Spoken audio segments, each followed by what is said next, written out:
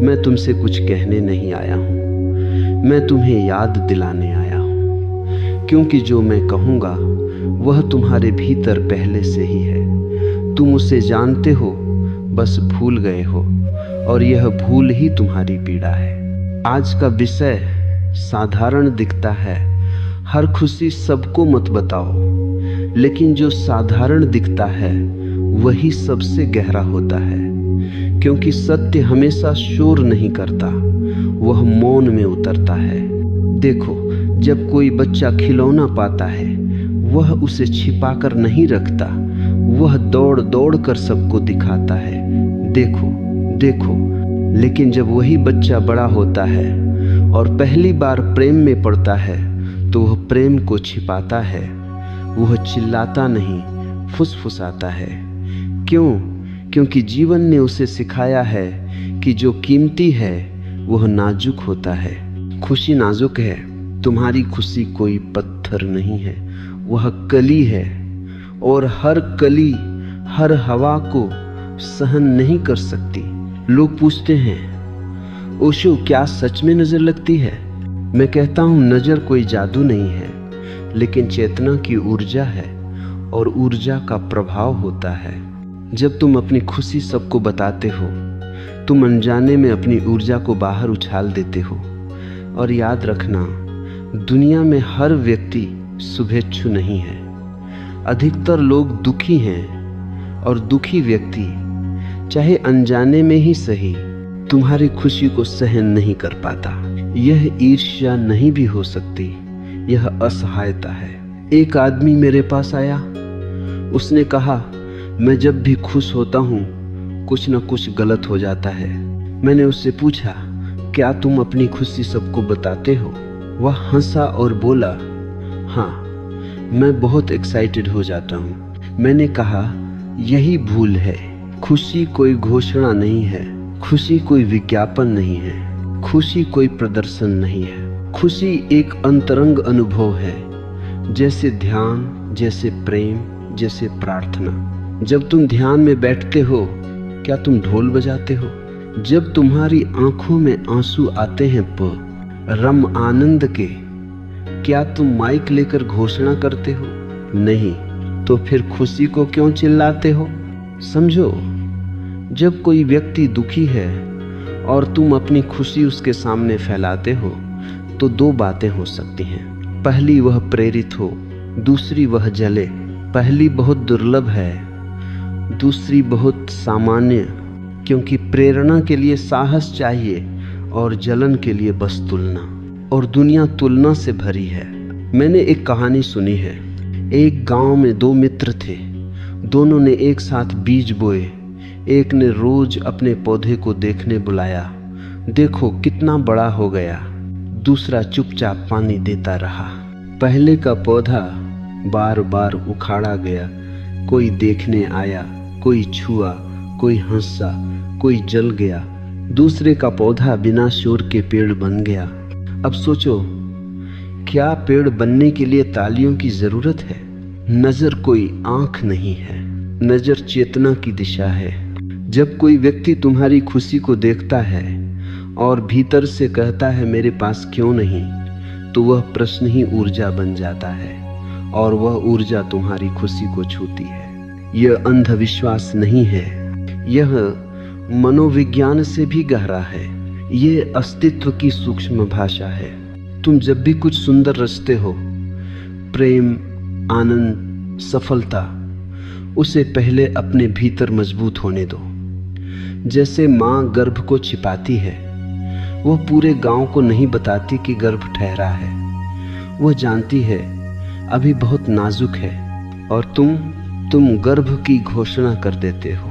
फिर तुम कहते हो कुछ गड़बड़ हो गई। याद रखो, जो भीतर पनप रहा है उसे बाहर की भीड़ से बचाओ। मैं ये नहीं कह रहा कि खुशी बांटो मत, मैं कह रहा हूँ सही समय तक प्रतीक्षा करो।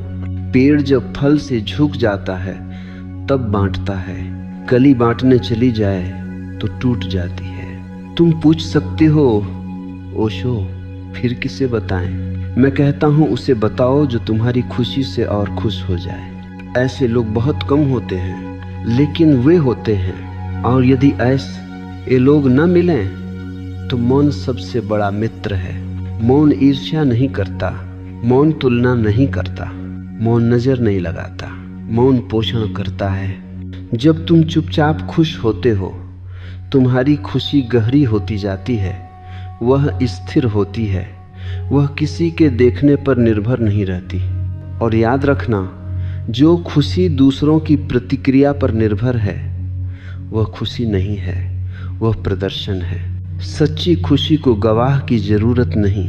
आज से एक प्रयोग करो, जब भी कुछ अच्छा घटे तुरंत बोलो मत, पहले उसे जियो, पहले उसे सांसों में उतरो, पहले उसे शरीर में उतरने दो, फिर देखना वह टिकेगी।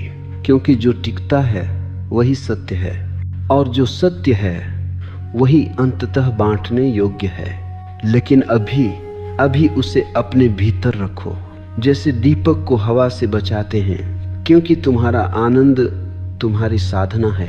मैं तुमसे फिर कह रहा हूँ, मैं उपदेश नहीं दे रहा हूँ, मैं अनुभव बांट रहा हूँ। क्योंकि जो देखा नहीं गया, जिया नहीं गया, वह ज्ञान नहीं बनता, और जो ज्ञान नहीं बनता वह तुम्हें बचा नहीं सकता। पिछले प्रवाह में मैंने कहा, नज़र आँखों की नहीं चेतना की होती है। आज मैं तुम्हें और गहराई में ले चलता हूँ, क्योंकि जब तक तुम यह नहीं समझोगे कि नकारात्मकता कैसे जन्म लेती है, तब तक तुम उससे मुक्त नहीं हो सकते। देखो, दुनिया में अधिकांश लोग दुखी हैं, और दुख कोई निजी घटना नहीं है, वह संक्रामक है। दुखी व्यक्ति जब किसी खुश व्यक्ति को देखता है तो उसके भीतर दो ही रास्ते होते हैं, या तो वह जाग जाए या फिर वह और सो जाए। जागना कठिन है, सोना आसान है, इसलिए अधिकतर लोग दूसरा रास्ता चुनते हैं। ईर्ष्या कोई पाप नहीं है, ईर्ष्या एक घाव है, और घाव से अक्सर बदबू आती है। तुम जब अपनी खुशी सबके सामने रखते हो तो तुम अनजाने में उन घावों को छूते हो। और याद रखो, घाव को छूने पर दर्द होता है, दर्द प्रतिक्रिया बनता है, और वह ही प्रतिक्रिया ऊर्जा बनकर लौटती है। मैंने एक बार एक साधक से कहा, जब तुम्हारे भीतर आनंद आए तो पहले उसे स्थिर होने दो। वह बोला, पर मैं उसे छुपाना नहीं चाहता। मैंने कहा, छुपाना और बचाना दोनों में फर्क है। माँ अपने बच्चे को छुपाती नहीं है, वह उसे बचाती है, और बचाने में ही प्रेम है। अब समझो नकारात्मक ऊर्जा कैसे काम करती है। जब कोई व्यक्ति तुम्हारी खुशी को देखता है और भीतर ही भीतर तुलना करता है, मेरे पास क्यों नहीं, तो उसी क्षण उसकी चेतना संकुचित हो जाती है। संकुचन से ऊर्जा काली हो जाती है, और वह काली ऊर्जा बिना किसी इरादे के भी बाहर बहने लगती है। इसीलिए मैं बार बार कहता हूँ, अधिकतर नज़र जानबूझकर नहीं लगती। लोग बुरे नहीं होते, लोग दुखी होते हैं, लेकिन दुखी व्यक्ति के पास एक ही भाषा होती है, नकार, और नकार का प्रभाव पड़ता है। यह ठीक वैसा ही है जैसे कोई बीमार व्यक्ति छींकता है। वह तुम्हें बीमार करना नहीं चाहता, लेकिन बीमारी फैल जाती है। तो क्या करो? पहली बात, डरो मत। डर से तुम और कमजोर हो जाओगे। मैं डर नहीं सिखाता, मैं जागरूकता सिखाता हूँ। जब तुम जानते हो कि हर व्यक्ति तुम्हारी खुशी का पात्र नहीं है, तो तुम सहज हो जाते हो, तुम चयन करने लगते हो। तुम हर किसी को अपना घर नहीं दिखाते, तुम हर किसी को अपना बिस्तर नहीं दिखाते, फिर अपनी आत्मा क्यों दिखाते हो? खुशी आत्मा का द्वार है। जो भी तुम्हारे भीतर घटे उसे पहले अपने भीतर गहराने दो। जब वह जड़ पकड़ ले तब दुनिया कुछ नहीं बिगाड़ सकती। मैं तुम्हें एक सूत्र देता हूँ, जो भी साझा करो वह इतना पक्का हो कि कोई उसे हिला न सके। अगर किसी की एक बात से तुम्हारी खुशी टूट जाती है तो समझो वह खुशी अभी कच्ची थी। अब एक और गहरी बात समझो, मौन सिर्फ चुप्पी नहीं है, मौन एक कवच है। जब तुम मौन में रहते हो तुम्हारी ऊर्जा भीतर घूमती है। जब तुम बोलते हो वह बाहर जाती है। बाहर गई ऊर्जा वापस आएगी, लेकिन कैसी? दुनिया जैसी है वैसी लौटेगी। इसलिए बुद्ध कहते थे, सही समय तक मौन रखो। महावीर मौन रहे, क्योंकि वे जानते थे सत्य को भी सुरक्षा चाहिए। तुम पूछ सकते हो, ओशो, क्या फिर हमें अकेले रहना चाहिए? नहीं, अकेलापन और मौन अलग बातें हैं। तुम भीड़ में भी मौन रह सकते हो और अकेले होकर भी शोर में। मौन का अर्थ है अनावश्यक साझा न करना। तुम्हारी साधना, तुम्हारा प्रेम, तुम्हारी योजनाएं सबको पहले भीतर पकने दो। मैंने देखा है जो लोग अपने लक्ष्य सबको बताते रहते हैं वे अक्सर वहीं अटक जाते हैं, और जो चुपचाप चलते रहते हैं वे पहुंच जाते हैं। क्यों? क्योंकि घोषणा ऊर्जा को खर्च कर देती है और मौन ऊर्जा को संचित करता है। यह भी समझो, जब तुम अपनी खुशी सबको बताते हो तो तुम अनजाने में मान्यता मांग रहे होते हो। तुम कहना चाहते हो, देखो मैं खुश हूं, और जिस खुशी को गवाह चाहिए वो अभी पूरी नहीं है। पूर्ण आनंद अपने आप में तृप्त होता है, उसे किसी की आंखों की जरूरत नहीं। अब एक और बात, क्या खुशी बांटना गलत है? नहीं, लेकिन बांटना तब जब वह ओवरफ्लोइंग हो जाए, जब वह छलकने लगे। नदी तब पवित्र होती है जब वह समुद्र की ओर बहती है ना, कि जब वह पोखर बनकर दिखावा करती है। तुम्हें मैं एक अभ्यास देता हूँ। आज से जब भी कोई सुखद घटना घटे उस पर तुरंत प्रतिक्रिया मत दो। 3 दिन तक उसे अपने भीतर रहने दो। 3 दिन मौन, 3 दिन साक्षी। अगर 3 दिन बाद भी वह खुशी उतनी ही गहरी है तो समझो वह तुम्हारी हो चुकी है। फिर चाहे कोई देखे या न देखे, वह नहीं टूटेगी। और तब अगर तुम बांटो तो वह आशीर्वाद बनेगी, बोझ नहीं। याद रखो, दुनिया को अपनी रोशनी दिखाओ, लेकिन सूरज बनकर, दिए बनकर नहीं, क्योंकि दिया हवा से बुझ जाता है, सूरज नहीं। अब मैं तुम्हें वहां ले चल रहा, वो जहां शब्द कम पड़ने लगते हैं, क्योंकि अब बात विचार की नहीं, अनुभूति की है, और अनुभूति हमेशा मौन के करीब होती है। मैंने तुमसे कहा था नजर का असर होता है। अब मैं तुमसे यह कह रहा हूं, अगर तुम्हारी चेतना जागी हुई है तो कोई नजर तुम्हें छू नहीं सकती।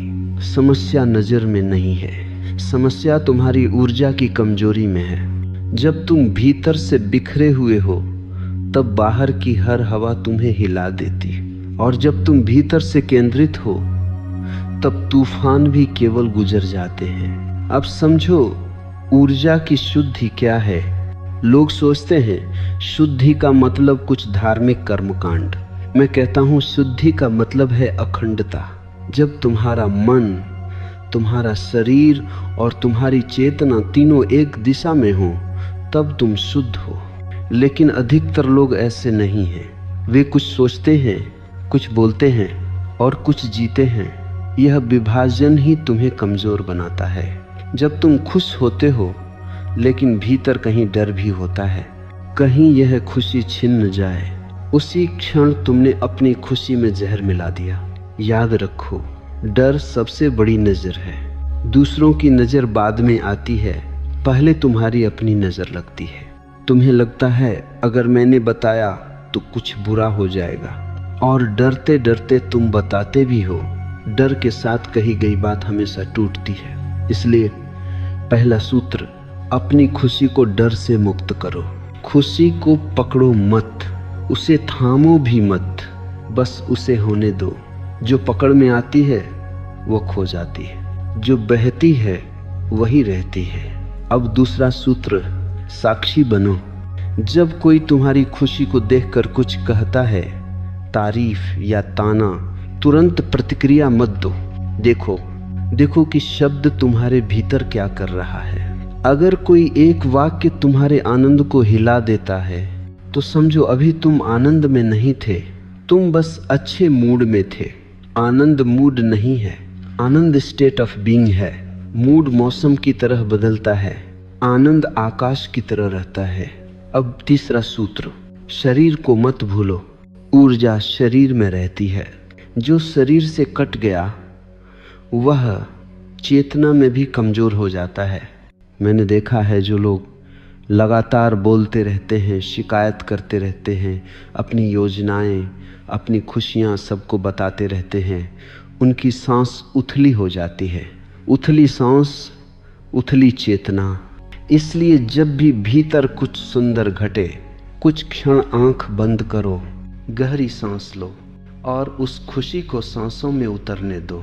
जब आनंद सांसों में उतर जाता है तो वह स्थायी हो जाता है। अब एक और गहरी बात, तुम्हें लगता है कि लोग तुम्हारी खुशी से जलते हैं। असल में वे अपनी असफलता से जलते हैं। लेकिन जब तुम अपनी खुशी को चुपचाप जीते हो तो तुम दर्पण बन जाते हो और दर्पण चुभता है। इसलिए बुद्ध ने कहा था, अपने प्रकाश को छुपाओ मत, लेकिन प्रदर्शन भी मत करो। प्रकाश हो लेकिन सहज हो। सहजता सबसे बड़ा कवच है। जो व्यक्ति सहज है उस पर कोई तीर नहीं लगता, क्योंकि वह लक्ष्य नहीं बनता। लोग लक्ष्य उसी को बनाते हैं जो दिखावा करता है। अब तुम पूछ सकते हो, ओशो फिर क्या कभी अपनी खुशी साझा ही न करें? मैं कहता हूँ जरूर करो, लेकिन पहले ये देख लो तुम बांट रहे हो या साबित कर रहे हो। अगर बांट रहे हो तो ऊर्जा बढ़ेगी, अगर साबित कर रहे हो तो ऊर्जा गिरेगी। बांटना फूल की खुशबू की तरह होता है, साबित करना इत्र की तरह तेज, बनावटी और थोड़ी देर का।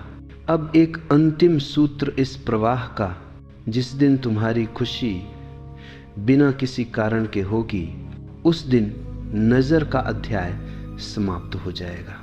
क्योंकि कारण वाली खुशी हमेशा असुरक्षित होती है, बिना कारण की खुशी अजेय होती है। कारण वाली खुशी कोई छीन सकता है, बिना कारण की खुशी कोई छू भी नहीं सकता। और ध्यान रखना, जब तुम सच में आनंदित हो तो तुम्हें बताने की इच्छा ही नहीं होगी, क्योंकि जो पूरा है वह प्रचार नहीं करता, वह बस होता है। आज इतना ही। अब हम एक और परत में उतरते हैं, क्योंकि समस्या यह नहीं है कि तुम बोलते हो, समस्या यह है कि तुम बिना सुने बोलते हो। तुम बाहर की दुनिया से पूछते हो, भीतर की आवाज से नहीं। याद रखो, जीवन में हर बात हर व्यक्ति के लिए नहीं होती, और जो यह समझ लेता है वह सुरक्षित हो जाता है। तुमने देखा है कुछ लोगों से बात करके मन हल्का हो जाता है, और कुछ लोगों से बात करके मन भारी हो जाता है। बात वही होती है पर असर अलग। क्यों? क्योंकि हर व्यक्ति की चेतना एक ही तल पर नहीं होती। कुछ लोग तुम्हें सुनते हैं, कुछ लोग तुम्हें मापते हैं। जो सुनता है वह स्वीकार करता है, जो मापता है वह तुलना करता है, और तुलना से हमेशा जहर निकलता है। इसलिए पहला सूत्र आज का, हर कान सुनने योग्य नहीं होता, लेकिन तुम कैसे पहचानोगे भीतर से? जब तुम किसी से कुछ साझा करने का सोचते हो, एक क्षण रुक जाना, आंख बंद करना और अपने हृदय से पूछना, क्या यह व्यक्ति मेरी खुशी को संभाल पाएगा? अगर भीतर हल्कापन आए बोलो, अगर भीतर संकोच आए मौन रखो। भीतर की आवाज कभी गलत नहीं होती। गलत हम तब होते हैं जब हम उसे सुनते नहीं। अधिकतर लोग अपनी खुशी इसलिए खोते हैं क्योंकि वे स्वीकृति की तलाश में होते हैं। वे कहना चाहते हैं, देखो मैं भी सफल हूँ, देखो मैं भी खुश हूँ। लेकिन जो सच में खुश है उसे यह साबित करने की जरूरत नहीं। सिद्ध वही करता है जो संदेह में होता है। अब एक कहानी सुनो। एक साधक था, वह जब भी ध्यान में गहराई अनुभव करता अपने मित्रों को बता देता। धीरे धीरे ध्यान कम होने लगा। वह मेरे पास आया। मैंने पूछा, ध्यान करते समय क्या करते हो? वह बोला, मैं सोचता हूँ आज क्या बताऊंगा। मैं हंसा। मैंने कहा, यही तो ध्यान का अंत है। जिस क्षण तुम अनुभव को साझा करने की योजना बनाने लगते हो, उसी क्षण तुम अनुभव से बाहर हो जाते हो। अनुभव को पहले पूरा होने दो। अब समझो, मौन कोई दबाव नहीं है, मौन कोई त्याग नहीं है, मौन बुद्धिमत्ता है। मौन का अर्थ है जो आवश्यक नहीं उसे रोक देना।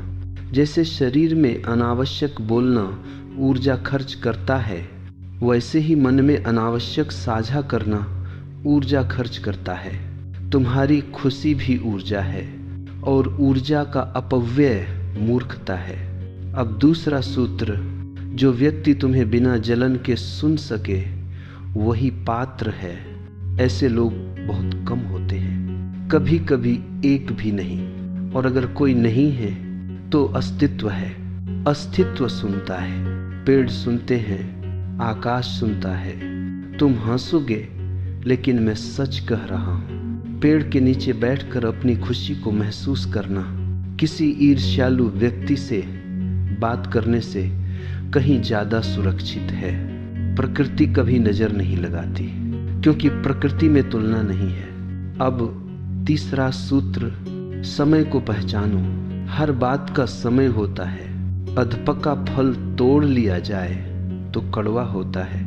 कुछ खुशियां ऐसी होती हैं जिन्हें शब्दों में ढालने में सालों लगते हैं और तुम उन्हें उसी दिन पोस्ट कर देते हो। फिर तुम कहते हो वह खुशी चली गई। नहीं, तुमने उसे अधपका बाहर निकाल दिया। जो भीतर पूरा पक जाता है वह बाहर भी सुरक्षित रहता है। अब एक और गहरी बात, कुछ लोग ऐसे होते हैं जो तुम्हारी खुशी सुनकर तुरंत सलाह देने लगते हैं। सावधान रहना। सलाह अक्सर श्रेष्ठता का मुखौटा होती है। जहाँ प्रेम होता है वहाँ सलाह नहीं, सिर्फ सुनना होता है।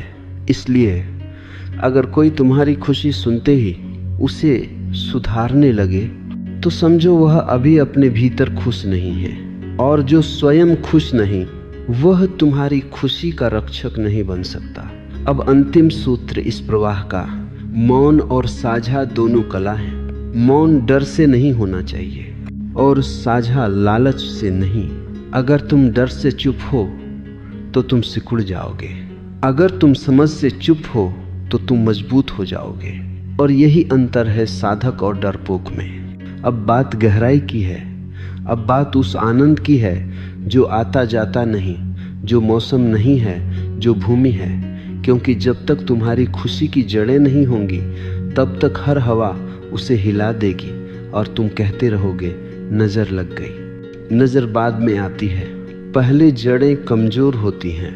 देखो, जो वृक्ष ऊपर से हरा दिखता है जरूरी नहीं कि उसकी जड़ें गहरी हों। पहली आंधी में सच सामने आ जाता है। और जो वृक्ष साधारण दिखता है, चुपचाप खड़ा रहता है, वही सबसे मजबूत होता है। खुशी को भी जड़ें चाहिए। लोग पूछते हैं ओशो, जड़ें कैसे बनती हैं? मैं कहता हूँ जड़ें बनती हैं ठहराव से। तुम्हारी समस्या यह नहीं कि तुम खुश नहीं होते, तुम्हारी समस्या यह है कि तुम ठहरते नहीं। खुशी आई तुम दौड़े, खुशी गई तुम रोए। यह दौड़ भाग ही तुम्हें खोखला बनाती है। जो ठहर जाता है वही भीतर उतरता है। आज पहला सूत्र, खुशी को समय दो। जब कोई सुंदर क्षण आए तुरंत उसे पकड़ने मत दौड़ो, उसे नाम मत दो, उसे कहानी मत बनाओ, बस बैठ जाओ। जैसे कोई झील शांत हो और चांद उसमें उतर आए। झील कुछ करती नहीं, बस होती है और चांद उतर आता है। खुशी भी ऐसी ही है। जो उसे पकड़ने की कोशिश करता है वह उसे डरा देता है। अब दूसरा सूत्र, आदत और आनंद में फर्क समझो।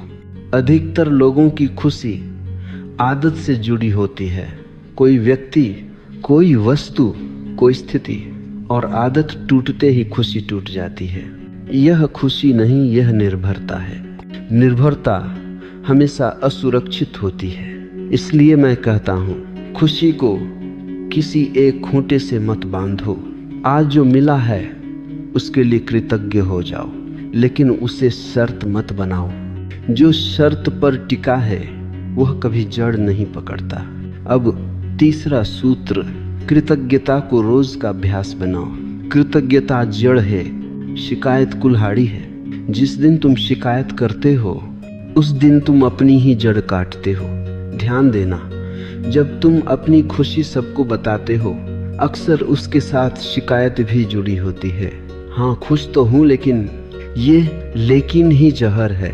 अगर खुश हो पूरा खुश हो, अगर दुखी हो पूरा दुखी हो। बीच का आदमी सबसे कमजोर होता है। अब एक गहरी बात, तुम्हारी खुशी तब तक स्थिर नहीं होगी जब तक वह अकेले भी टिक न सके। अगर तुम्हारी खुशी को किसी की मौजूदगी चाहिए तो वह प्रेम नहीं आ सकती है। अगर तुम्हारी खुशी को किसी की प्रतिक्रिया चाहिए तो वह आनंद नहीं अहंकार है। इसीलिए मैं साधकों से कहता हूँ, कुछ समय अकेले खुश होना सीखो, बिना कारण, बिना गवाह, बिना दर्शक। यह अभ्यास कठिन है क्योंकि अहंकार को दर्शक चाहिए, लेकिन जो इस कठिनाई से गुजर गया उसकी खुशी फिर कोई छीन नहीं सकता। अब चौथा सूत्र, शरीर में उतरना।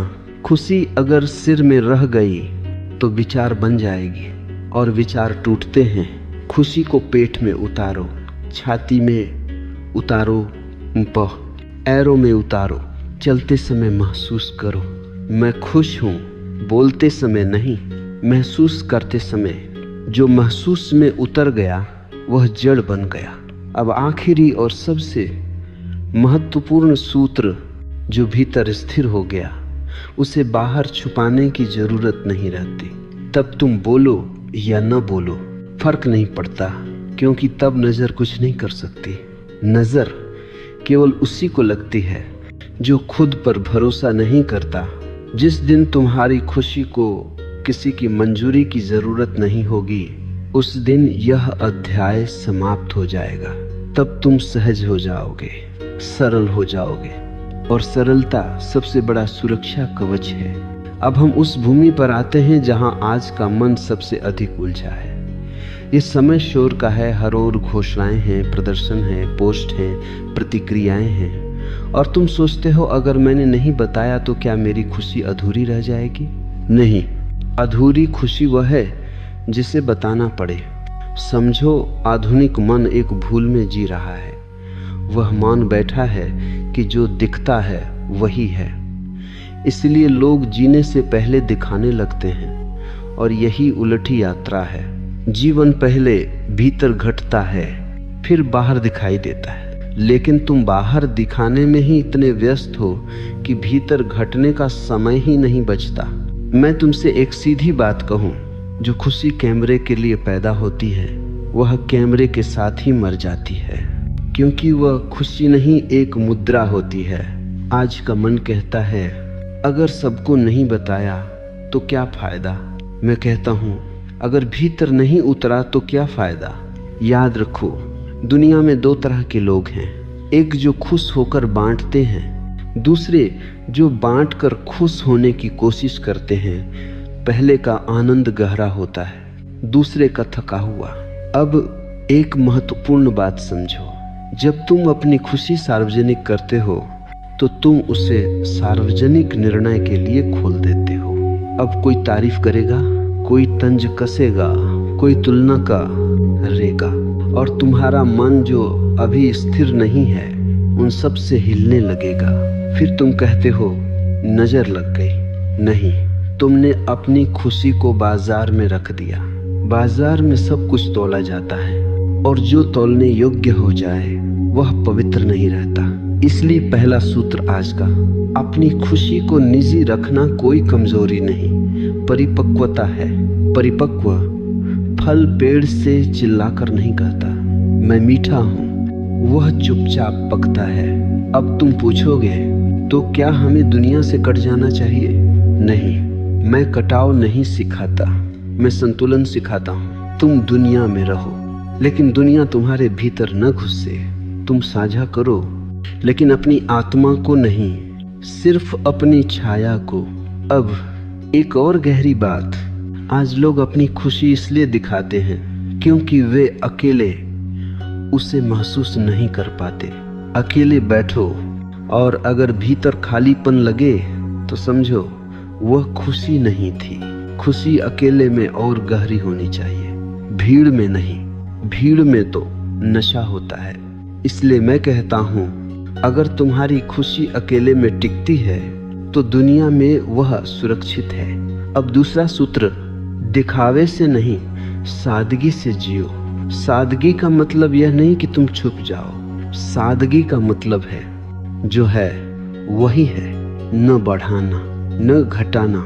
जो बढ़ाता है वह झूठ में जाता है, जो घटाता है वह डर में जाता है। सादगी दोनों से मुक्त है। अब तीसरा सूत्र, डिजिटल शोर से विराम।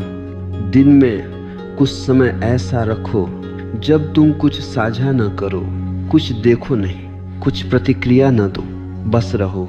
शुरू में बेचैनी होगी, मन कहेगा कुछ मिस हो रहा है। हाँ, तुम वही मिस कर रहे हो जो तुम्हें बीमार कर रहा था। धीरे धीरे तुम्हें एक नई शांति मिलेगी। वह शांति तुम्हारी खुशी की ढाल बन जाएगी और तब तुम देखोगे कोई नजर नहीं लग रही, क्योंकि अब तुम भीतर से भरे हुए हो। अब आखिरी बात इस प्रवाह की, जो अपनी खाह उसी को बचाकर रखता है वह कंजूस नहीं होता, वह सजग होता है। और सजग व्यक्ति ही सच में बांट सकता है, क्योंकि उसके पास देने के लिए बहुत होता है। अब एक बहुत सूक्ष्म बिंदु पर ध्यान दो, क्योंकि यहाँ अक्सर साधक चूक जाते हैं। जब मैं कहता हूँ हर खुशी सबको मत बताओ, तो कुछ लोग भीतर से सख्त होने लगते हैं। वे दीवारें खड़ी कर लेते हैं। वे सोचते हैं अब किसी से कुछ साझा ही नहीं करना। यह भी भूल है। मौन अगर प्रेम से न जन्मा हो तो वह करुणा नहीं, रक्षा बन जाता है। और रक्षा में धीरे धीरे कठोरता आ जाती है।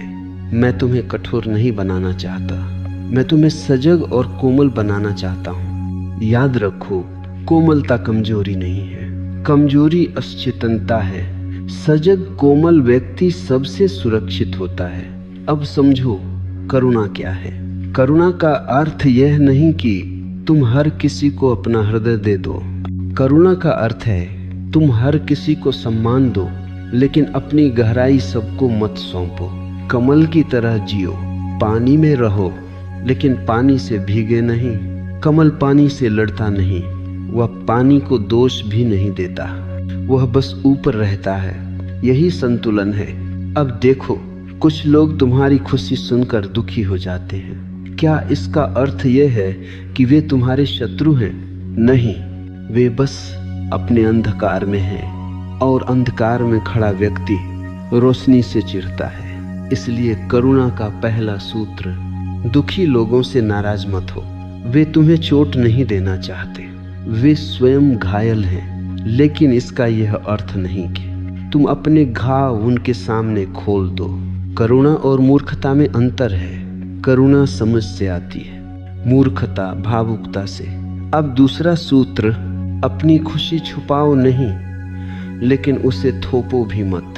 अगर कोई पूछे और तुम्हें भीतर से सहज लगे तो बोलो। अगर कोई न पूछे तो चुप रहो। खुशी का प्रचार मत करो, खुशी का निमंत्रण भी मत भेजो। खुशी अपने आप महसूस होती है। अगर कोई तुम्हारे पास बैठकर हल्का महसूस करता है तो समझो तुम सही ढंग से खुश हो। अगर कोई तुम्हारे पास बैठकर छोटा महसूस करता है तो समझो कहीं न कहीं अहंकार घुस गया है। अब तीसरा सूत्र, करुणा में तुलना नहीं होती। अगर तुम भीतर ही भीतर सोचते हो मैं खुश हूँ, ये नहीं है, तो तुरंत सावधान हो जाना। यह विचार ही तुम्हारी खुशी को जहरीला बना देगा। सच्चा आनंद कभी खुद को ऊंचा नहीं रखता, वह सहज होता है। न विनम्रता का दिखावा, न श्रेष्ठता का गर्व। अब एक गहरी बात, जब तुम सच में आनंदित होते हो तो तुम किसी को बदलने की कोशिश नहीं करते, तुम उपदेश नहीं देते, तुम सुधारने नहीं लगते। तुम्हारी मौजूदगी ही काफी होती है, और यही सबसे बड़ी करुणा है। इसलिए मैं कहता हूँ, अगर तुम्हारी खुशी किसी को चुभ रही है तो बोलना कम करो, होना ज्यादा। होना कभी चुभता नहीं, शब्द चुभते हैं, घोषणाएं चुभती हैं। अब अंतिम सूत्र इस प्रवाह का, करुणा का अर्थ है तुम किसी को उसकी गति से चलने दो। तुम तेज हो गए हो, ये अच्छी बात है, लेकिन इसका यह अर्थ नहीं कि सबको दौड़ाओ। कुछ लोग अभी चलना सीख रहे हैं, तुम दौड़ते रहो, मुस्कुराते रहो, लेकिन पीछे मुड़कर धूल मत उड़ाओ। बस इतना काफी है। यही संतुलन है, मौन भी, करुणा भी और आनंद भी। अब हम उस द्वार पर खड़े हैं जहां साधारण मन पीछे छूटने लगता है। यहां तक आते आते तुमने समझ लिया होगा कि खुशी को बचाना है, दिखाना नहीं, साझा करना है, साबित नहीं। लेकिन अब मैं तुम्हें उससे भी आगे ले जा रहा हूं, क्योंकि अंतिम सुरक्षा खुशी नहीं है, अंतिम सुरक्षा साक्षी है। जब तक तुम खुशी से जुड़े हो तब तक उसके खोने का डर रहेगा, और जहां डर है वहां नजर की संभावना बनी रहती है। अब समझो साक्षी क्या है। साक्षी वो है जो खुश होने को भी देखता है और दुख होने को भी। साक्षी न खुश होता है न दुखी, वह बस जागता है। तुम पूछोगे, ओशो फिर आनंद कहाँ गया? मैं कहता हूँ, आनंद गया नहीं, आनंद रूप बदल गया।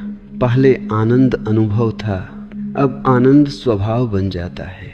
अब वह कुछ होने पर नहीं आता, कुछ खोने पर नहीं जाता।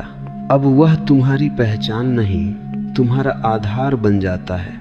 और जहाँ आधार होता है वहाँ नजर काम नहीं करती, क्योंकि नजर घटनाओं पर चलती है, स्वभाव पर नहीं। अब एक गहरी बात सुनो। जब तुम कहते हो मैं खुश हूं, तो तुम अभी भी दो हो, एक जो खुश है और एक जो जान रहा है कि वह खुश है। लेकिन जब साक्षी जागता है तो मैं खुश हूं भी गिर जाता है, तब सिर्फ होना बचता है, और जो बस है उसे कोई हिला नहीं सकता। अब समझो नजर क्यों लगती है, क्योंकि तुम किसी अवस्था से चिपके होते हो। आज खुश, कल नहीं, आज सफल, कल असफल। ये झूला ही तुम्हें कमजोर बनाता है। साक्षी झूले से उतर जाता है, वह देखता है खुशी आई, खुशी गई, लेकिन वह नहीं जाता। इसलिए बुद्ध हंसते थे, न सुख में न दुख में, उनकी हंसी साक्षी की थी। अब दूसरा सूत्र, साक्षी बनने का अभ्यास। जब भी कोई तुम्हारी खुशी को देखकर कुछ कहे, तारीफ या ताना, तुरंत भीतर हट जाओ। देखो शब्द भीतर कैसे प्रवेश करना चाहता है, और देखो तुम उसे अनुमति दे रहे हो या नहीं। साक्षी अनुमति नहीं देता, वह बस देखता है, और जो देखा जाता है वह धीरे धीरे शक्ति खो देता है। अब तीसरा सूत्र, खुशी को भी जाने देना सीखो। यह सबसे कठिन है। लोग दुख छोड़ना चाहते हैं, खुशी नहीं। लेकिन जो खुशी को नहीं छोड़ सकता वह अभी भी डर में है। सच्चा संन्यास खुशी का भी त्याग है। त्याग का अर्थ यह नहीं कि खुश मत रहो, त्याग का अर्थ है खुशी से चिपको मत। चिपकाव ही नजर को निमंत्रण देता है। अब एक कहानी, एक शिष्य बोला, गुरु मुझे डर है कि मेरी शांति टूट न जाए।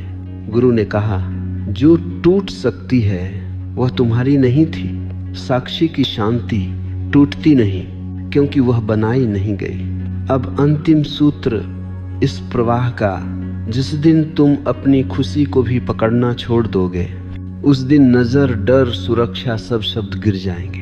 तब न कोई तुम्हारी खुशी छीन सकता है, न तुम्हें उसे छुपाने की जरूरत रहेगी, क्योंकि तब तुम स्वयं खुशी नहीं हो, तुम उससे भी आगे हो, तुम चेतना हो। अब सवाल ये नहीं रहा कि साक्षी क्या है, अब सवाल यह है इसे जिया कैसे जाए। क्योंकि समझ अगर जीवन में न उतरे तो वह बोझ बन जाती है, और बोझ से आनंद नहीं उपजता।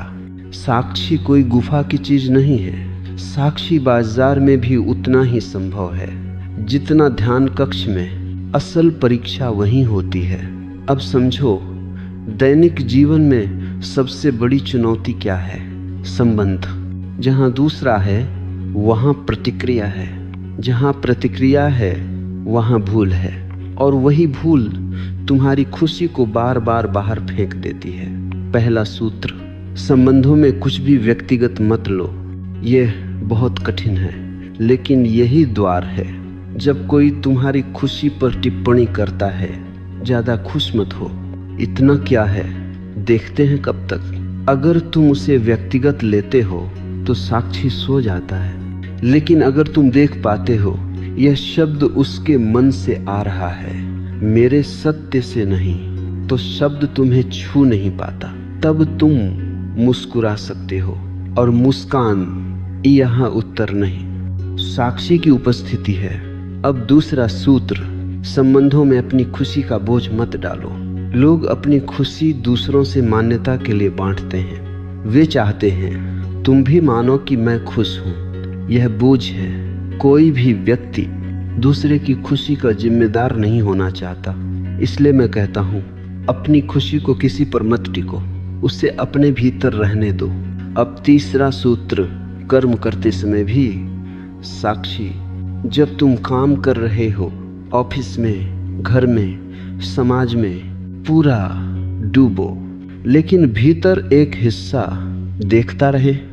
यह देखने वाला हिस्सा तुम्हें बचाता है, वह तुम्हें बताता है अब तुम बह रहे हो, अब तुम फिसल रहे हो, अब तुम चिपक रहे हो, और जैसे ही तुम देखते हो चिपकाव ढीला पड़ जाता है। अब चौथा सूत्र, अपेक्षा छोड़ो। अपेक्षा ही वह जगह है जहां नजर घुसती है। तुम खुश होते हो और चाहते हो कि दूसरा भी उसी तरह प्रतिक्रिया दे, और जब वह नहीं देता तो तुम्हारी खुशी गिरने लगती है। यह गिरावट नजर से नहीं, अपेक्षा से आती है। अपेक्षा छोड़ते ही साक्षी फिर जाग जाता है। अब एक बहुत महत्वपूर्ण बात, साक्षी बनने का अर्थ यह नहीं कि तुम भावहीन हो जाओ। साक्षी रो सकता है, साक्षी हंस सकता है, लेकिन वह डूबता नहीं। जैसे नदी में कमल तैरता है, पानी में है, पानी उसका नहीं है। अब अंतिम सूत्र इस प्रवाह का, दिन में कम से कम एक क्षण ऐसा रखो जब तुम कुछ भी न करो, सिर्फ देखो। न प्रार्थना, न ध्यान, न मंत्र, बस देखो सांस को, विचार को, भाव को। यही अभ्यास धीरे धीरे पूरे दिन में फैल जाएगा, और एक दिन तुम पाओगे खुशी आ रही है, खुशी जा रही है, लेकिन तुम वही हो। नजर अब अप्रासंगिक हो चुकी है, क्योंकि अब कोई मैं नहीं है जिस पर नजर लगे। अब यहाँ कोई विषय नहीं बचा। अब हर खुशी सबको मत बताओ भी छूटने को है, क्योंकि जो समझने योग्य था वह समझ लिया गया, और जो जीने योग्य था वह जी लिया गया। अब मैं तुम्हें कुछ सिखाने नहीं आया हूँ, अब मैं तुम्हें छीनने आया हूँ तुम्हारी आखिरी पकड़। देखो, जब तुम इस यात्रा की शुरुआत में थे तब तुम डरते थे नजर लग जाएगी, फिर तुम समझने लगे खुशी को बचाना है, फिर तुम मौन में उतरे, फिर साक्षी बने, और अब न नजर बची है, न खुशी बची है, न बचाने वाला बचा है। अब केवल होना है, और जो केवल होता है वह न छुपाता है न दिखाता है, वह बस है। जैसे आकाश यह नहीं सोचता आज बादल आएंगे तो क्या होगा, आज बिजली गिरी तो क्या होगा। आकाश सबको स्थान देता है, लेकिन किसी से बंधता नहीं। अब समझो, नजर किसे लगती है? उसे जो किसी रूप से जुड़ा हो। मैं खुश हूँ एक रूप है, मैं सफल हूँ एक रूप है, मेरी साधना गहरी है एक रूप है, और हर रूप नाजुक है। लेकिन जब तुम कहते भी नहीं, सोचते भी नहीं, बस हो, तो नजर किसे लगेगी? अब कोई मैं नहीं है जिसे कुछ खोने का डर हो। इसलिए अंतिम सत्य यह नहीं है कि खुशी को छुपाओ, अंतिम सत्य यह है खुशी से आगे निकल जाओ। तब न छुपाने की जरूरत है, न बताने की, तब जो घटता है वह सहज घटता है। अगर कोई पूछे तुम बोलो, अगर कोई न पूछे तुम चुप रहो। लेकिन अब यह निर्णय मन से नहीं, अस्तित्व से आता है, और अस्तित्व कभी गलती नहीं करता। अब आखिरी बात, जिस दिन तुम्हारी खुशी इतनी गहरी हो जाए कि तुम्हें यह याद ही न रहे कि तुम खुश हो, उसी दिन समझना कि तुम मुक्त हो गए। क्योंकि तब खुशी अनुभव नहीं, तुम्हारा स्वभाव बन चुकी है और स्वभाव पर नजर नहीं लगती। अब कुछ कहने को नहीं बचा। अगर कुछ बचा है तो वह मौन है। उसे शब्दों में मत बदलो, उसे जियो। यही पूरा संदेश है, यही पूरा सूत्र है, यही पूरा जीवन है।